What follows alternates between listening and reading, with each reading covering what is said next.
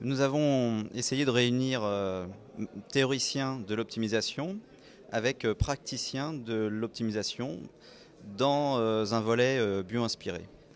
Donc que ce que l'homme fasse en marchant ou en déplaçant ses bras, ou que les insectes se déplacent contre vent, contre parois, contre obstacles, les principes optimaux de leur contrôle sont communs.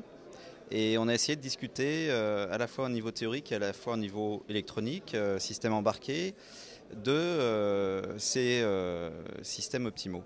Alors ici, à 3 heures de la fin de ces 2 journées, on pense avoir assez bien réussi le challenge, donc d'avoir invité des industriels, des théoriciens, un grand théoricien, un académicien russe qui a développé le principe de maximum dans les années 70, et également des leaders qui sont en vision adaptative, donc une compagnie qui s'appelle Brain Vision System sur Paris, et un collègue proche marseillais qui fait du pilotage de drones miniatures, insectes inspirés, en parlant aussi de modalités diverses, qu'il s'agisse de vision, d'audition.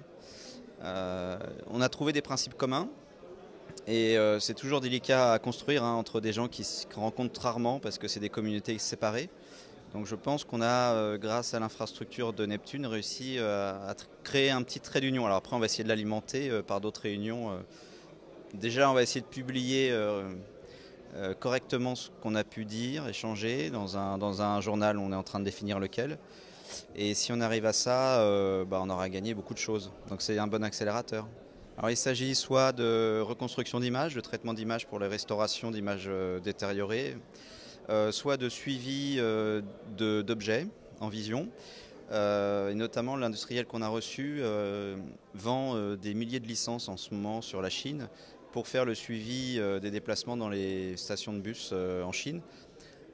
Système qui a été proposé à la RATP, testé par la RATP pendant 1 an et demi, et puis pour des problèmes administratifs qui finalement n'a pas été acheté par la France. Donc c'est bien dommage, mais voilà, le système le plus usé dans le monde de suivi de déplacement en transport, le plus systématisé, on va dire, est français. Et on a reçu le concepteur en question qui possède depuis les années 80 une trentaine de brevets dans le domaine. Alors on fait partie d'un axe de recherche parmi les 3 axes transversaux de l'université, qui est l'axe information.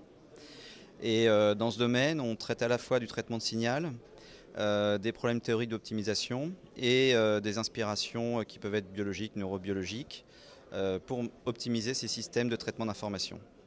Les systèmes vivants sont, par leur existence propre, des systèmes qui ont su maximiser la perception du monde et optimiser leur réaction à ce monde. Donc c'est des traitements d'information extrêmement optimisés. Donc on essaye de s'inspirer de ces traitements, en comprendre les mécanismes pour rendre adaptatifs les traitements automatiques. Donc c'est une tendance vers l'intelligence entre guillemets.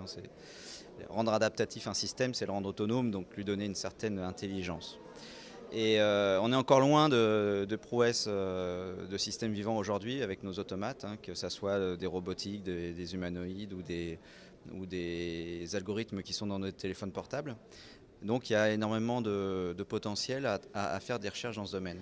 D'abord, les questions sont dures, les applications sont nombreuses, et la motivation scientifique, la curiosité qu'on peut avoir sur ces sujets est partagée par de nombreux chercheurs et avec passion. Donc on travaille avec plaisir.